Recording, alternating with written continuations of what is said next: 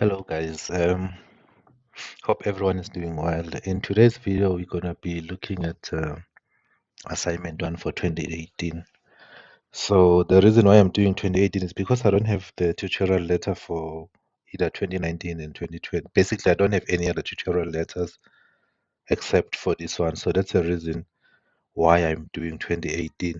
So if, for instance, any one of you guys have got the most recent tutorial, even if it's 2023, I really urge you, please send me the tutorial letter. I'm gonna leave my email address at the bottom of at the end of the video or at the bottom or on the title of the video. Please send me the tutorial letter of the most recent one. If you've got 2023, it's fine. That would help because we'll be able to also go through some topics that you guys are currently going through. But at the moment, we're gonna be looking at 2018. So yeah, there's about 15 questions, if I'm not yeah, there's 15 questions on this topic. And yeah, so let's go through it. Before you answer the question, okay, this is just for you, that you should have gone through your study guide from unit 1 up to 5. Yeah, basically this is just for you. So which one of the following activities does not form part of the process in financial accounting? You've got identification, you've got recording, you've got communication, and you've got calculations of gross profit by the entity. So basically the answer is this one. This is not part of your financial accounting process. Though you still calculate the gross profit no, I'm sorry, though you still calculate profit, but it's not part of the process. The main ones are these ones where you have to identify, you have to record, and then you communicate. So that's it about this one. So if you have any issues, you can let me know. Which of the following statements, sorry, the following statements, no, sorry, I don't know, maybe I'm tired. The following statements are statements regarding assets. Okay. An asset increases on the debit side. This is correct.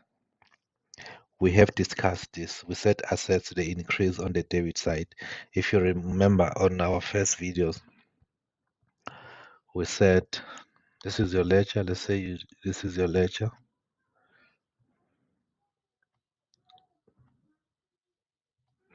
So if, for instance, you have vehicles here, the name of the account, we said every time when you go buy a new vehicle, you record those on the debit side. So that statement is correct. Sorry. Every time when you go buy a new asset, you put them on the debit side. But when you start selling, let's say you're selling this one, you'll always put them on the credit side. It's that simple, guys. This is credit, debit. That's it. So the statement is correct. So yes, it's true.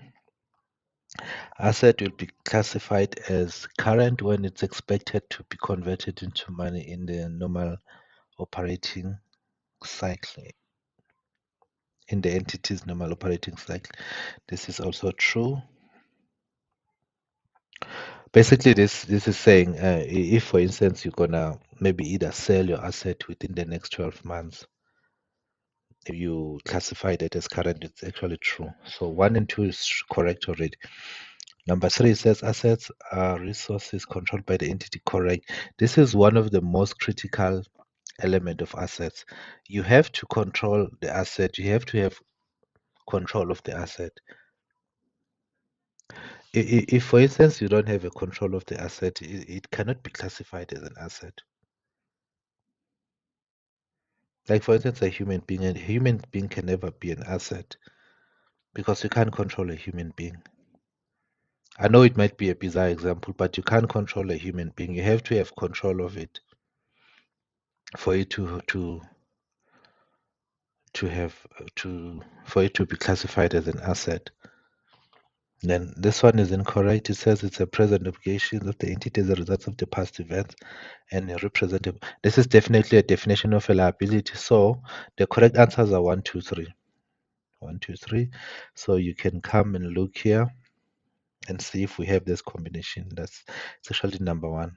This is this combination here. Another trick of doing this question, for instance, if you already know this is an incorrect answer, you can come and look at your solution. If, for instance, you're not sure of what your answer is, you can come and look at your options here and eliminate any answer that has got the wrong answer. For instance, you already know 4 is wrong. So any answer that has got 4, you'll just scratch them out. So for instance, you can see that option 2 has 4, so it's wrong. Option 3 has got 4 also. So all of these are wrong. So the only correct one is this one. Okay, let's move on to the next one. Rihanna purchased equipment for cash to start her business. As which element will equipment be classified? So equipment is an asset. So they're asking us as to which element. It's an asset. We said an asset, it's a resource that is controlled by the entity. And so Rihanna, with this equipment, she will be able to control it. She owns it also. And yes, we can quantify the amount. So yeah, it is an asset. It's definitely an asset. So the answer is option 2. Maria purchased inventory for 27,000 inclusive of VAT, inclusive of 14% VAT. What is the VAT amount included in the purchase price? So she bought stock for 27,300 and they said it's already including VAT. So let's just do this.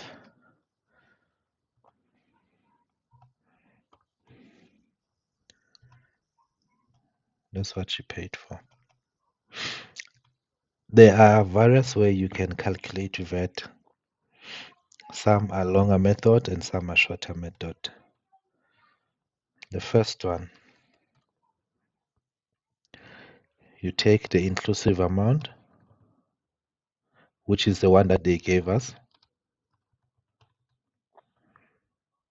and then you divide it by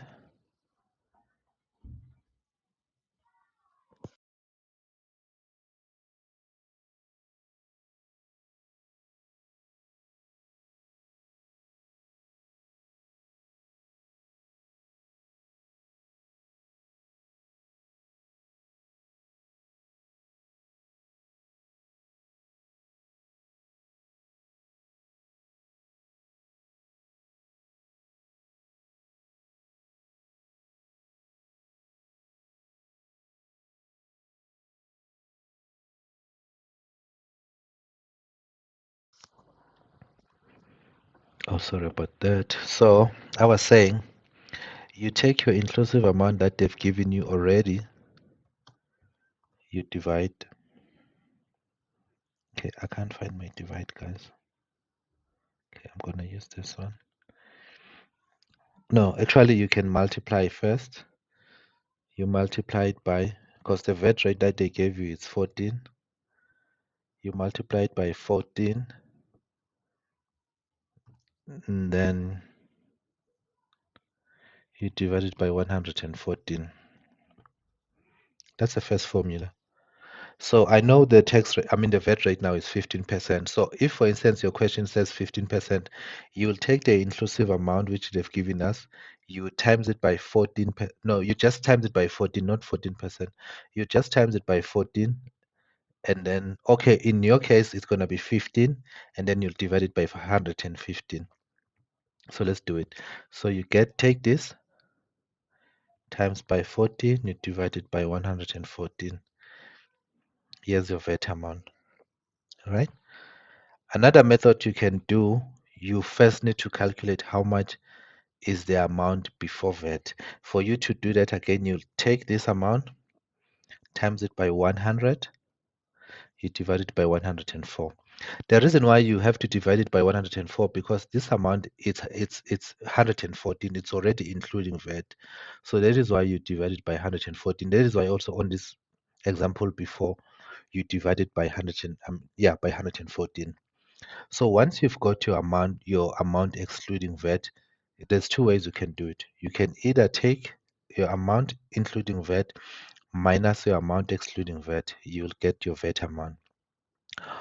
Or another way you can do it, you can take the amount that you have got already, you can just times it by 14%. Then you'll get amount. So there's just various method. You just choose the easiest one that will work for you and you take it. So we said the answer is 3360. Do we have it? Yeah, this one. Okay, number 5. Which one of the following is not a characteristic of a sole trader? We know that a sole trader is a company that is owned and managed by one person, right? That's a fundamental characteristics of a sole trader. So let's check now the options. We said now the first one says it belongs to one person only. Yes, this is true. Remember here we're looking for the characteristics that is not. We're looking for an option that is not the characteristics of a sole trader. So here, yes, this is true. It is not a legal.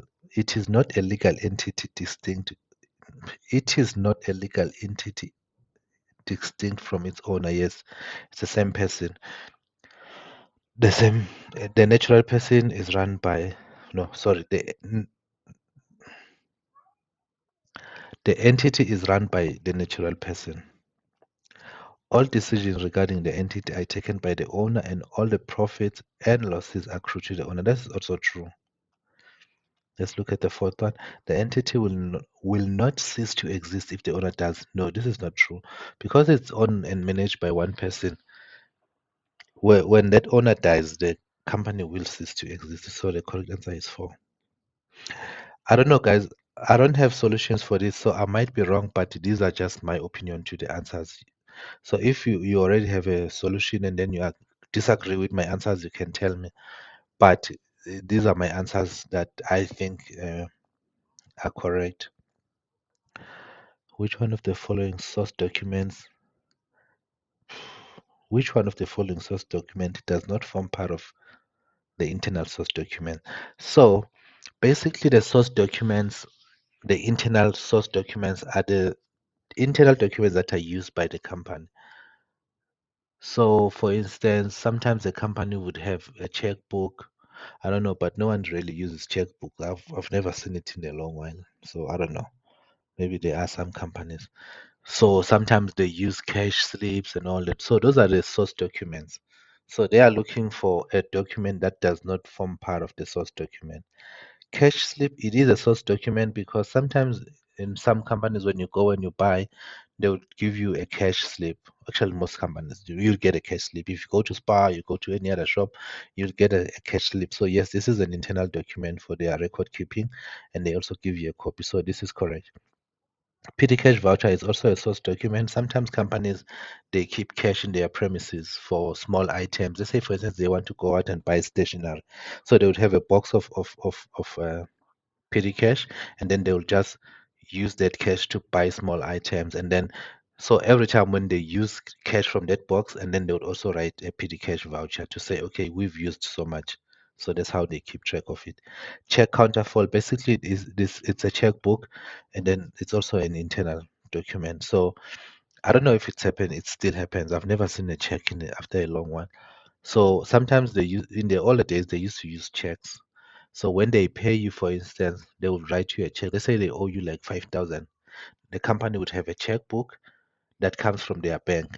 So if they want to pay you, they will write you a check, and then you take that check, you go to the bank, and when you get to the bank will give you check. So they will write 5,000 on the check, and then when you take that check to the bank, and then the bank will give you 5,000, and then the company's bank account will be reduced by that 5,000. So this one is not the internal source document because it's a when you go to the bank, you get a slip. So that one is not an internal source document. It's not part of them. I don't know how to explain it, but it's just not. Yeah, so I feel like the correct answer for this one is this one. Because the thing is, these ones definitely, the top three, they meet the definition of the internal source document. This one, no, I'm really not comfortable in saying your credit card slip is your internal source document. The following list is a list of steps in the financial accounting cycle. So these are the steps that when you process accounting that cycle, what are the steps? What's the first thing that you do? And basically up until you finish. The first step is trial balance according to this. No, it's not. The trial balance is the last final. It's one of the final reports that gets produced after you have recorded everything. Journals, yeah, but still, we can't start with the journals. Yes, there's the first one. Source documents. Transactions and source documents would be number one. Let's see. General ledger and sub-ledger, this uh, and financial statements. Uh, I would start with the source documents. I would say it's three. So the answer that has the number three is the correct one. Definitely, yeah. So if we say three, then you follow with your journals. Yes, that's correct. Then you follow with your ledger and your TP. And yeah, three is correct. I mean, this option is correct. Number two. When the traders purchase an equipment on credit for 35,000, purchase an equipment on credit for 35,000. So we owing people here. We purchased an equipment and we bought it on credit, so we owing people. What will be the effect of these transactions be on the accounting cycle? Remember, we bought an asset, right? And remember, what did we say with the assets? Let's go back to our Excel. We said assets, they increase on the credit side. So here we bought an asset for 35,000. So we come and then we're going to put it on the debit side. And then we also, another thing that's happened now, we owe people. So when you owe people, let's just open a second account for liabilities. This is a second account, liabilities.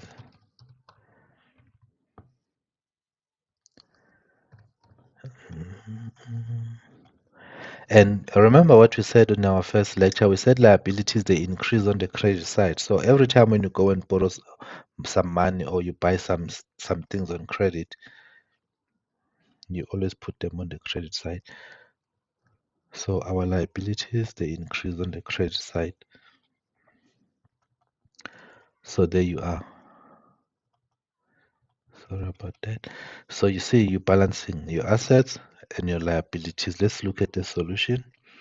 Assets will increase and liabilities will increase. That's the first one is correct. Yes, assets they increase because we bought more assets. So we've got more assets. At the same time, we have more liabilities. So the correct answer is this one. We can't say assets decreases. No, we bought more. We bought a new asset. Yes, this statement is correct, but this one is wrong. Equity was not affected here. Asset, yes, did increase. Equity was not, no. The correct answer is this one. Okay, let's move on to number what? This is number 8. Then we move on to number 9. It says use the information below to answer questions 9 and 10. The following account balances are from the accounting records of Gaga traders. Lady Gaga. Okay.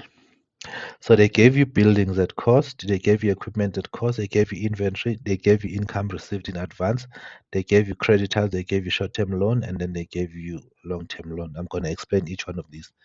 Buildings, it's an asset. Equipment, assets. Inventory, assets. Income received in advance is a liability. Here it's when you receive, sometimes your customers will pay you in advance. So if someone pays you for the services that you haven't rendered, you technically owe that person. That is why this thing is classified as a liability, because that person can come back and say, hey, no, I don't want your service anymore. Pay me. So in accounting terms, we put that as a liability. Until that person comes and then, or you render that service or you sell something to him, then that money belongs to you then. So as it is now, it's a liability. This is a liability. These are all liabilities basically from here. Let me just copy this to the spreadsheet and see what we get. Sorry, man, I'm gonna take time in fixing this now.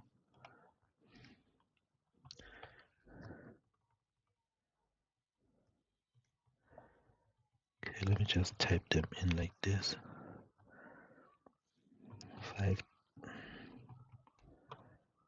5,700, 12,000, 20, 80. This is what our trial balance look like. Why is this thing?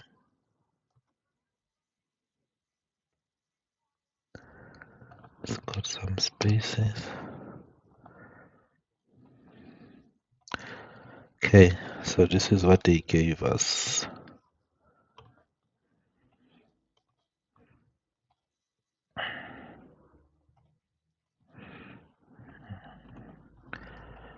Okay, let me just double check. 125, 18, 125, 18, 5, 7, 12, 20, 5, 7. Yeah, that's fine.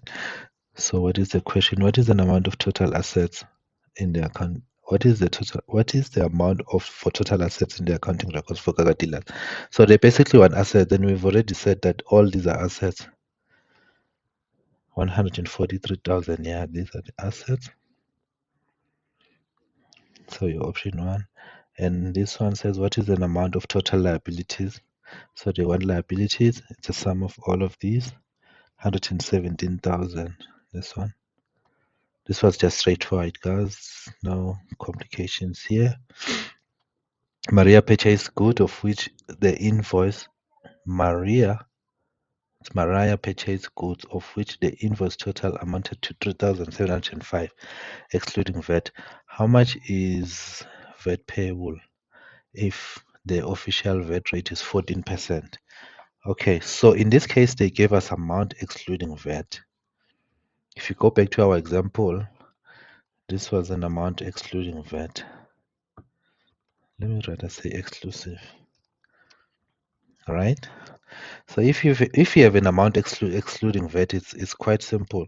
You will take that amount excluding of VAT. So in this case, it's 37. Okay. I wanted to put it here so that you'll see. So it's 3705. So you'll take amount excluding VAT and then you times it by the VAT rate, which is 14%. So there's your amount, your VAT amount, basically 541. Do we have it? No. Oh, we have it. Yeah. 518, yeah. So because they gave you an exclusive amount. No. So if they gave you an exclusive amount, you'll take that amount and then you times it by 14%, as you can see here. That's also simple and straightforward. And then WZY Bakery purchased a mixing machine from TWH Goods for 25,000 cash on the 31st of July 2018. WXYZ is not a VAT vendor. Choose the correct entry that must be recorded in the general ledger of the above transaction. So we purchase a mixing machine, which is an asset, and we already know that our assets are increasing on the debit side. So in your solution, your assets must be on the debit side. So your answer should be between these two because already here's your asset and it's already debited. Right?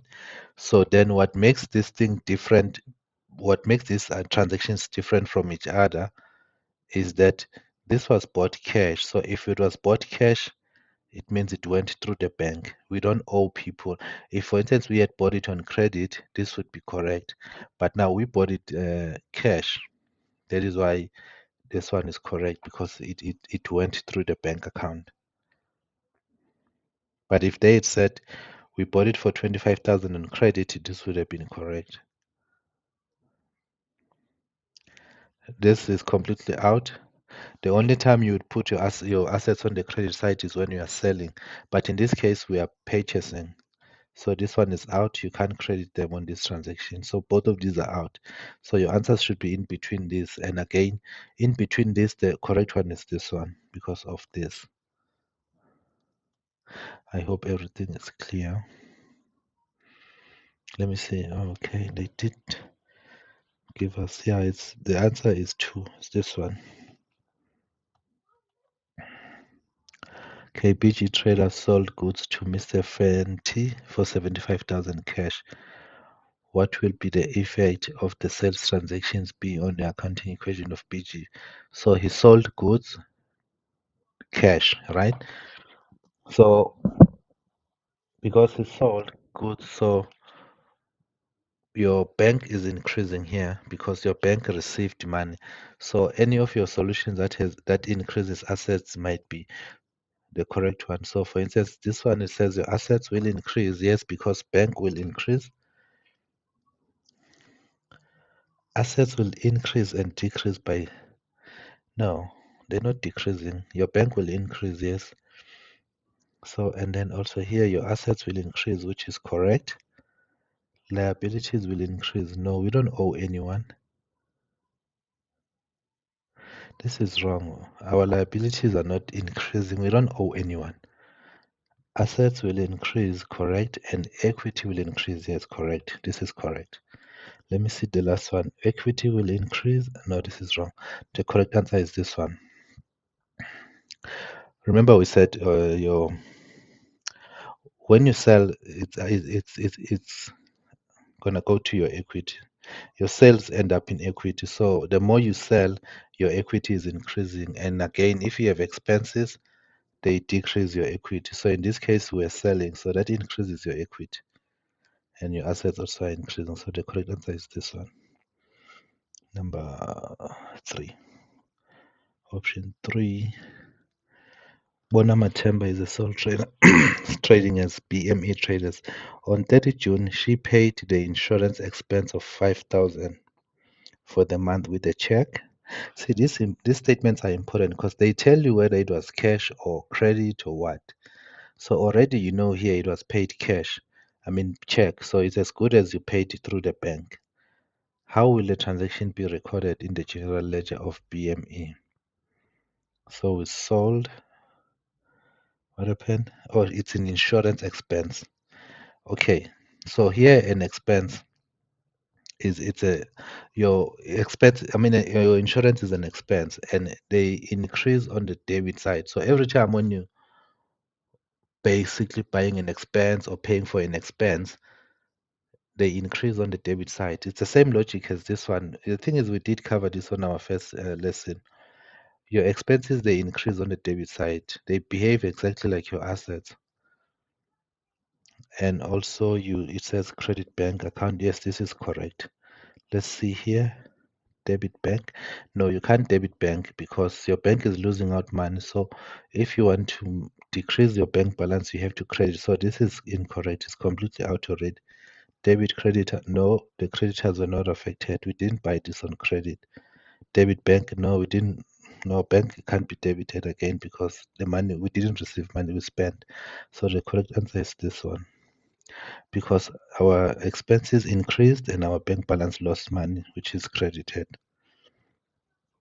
Okay, let's look at the last one. Which source document will be used to prepare cash payments journal? Duplicate receipts? No. Petty cash voucher. Check counterfoil. Cash register. It's this one. It's check. Because I said check is as good as the bank. So it's definitely this one. This one are very close, but no, this one would probably go to your petty cash journal. So here they are asking us about the payments journal. So it's definitely this one. So yeah, guys, that's about it. Yeah, just don't forget to send me your tutorial letter, guys. I will leave my email at the bottom. Thank you so much. And also tell me which topics you want me to cover because I really don't know. I'm just helping you out because I was getting a lot of, people asking me to help them with accounting. So I then decided to create a YouTube channel instead of helping one person at a time because I really can't help everyone. Rather, if it's out there, everyone can just go and see. So yeah, thank you so much, guys. That's it for now. Thanks. Bye.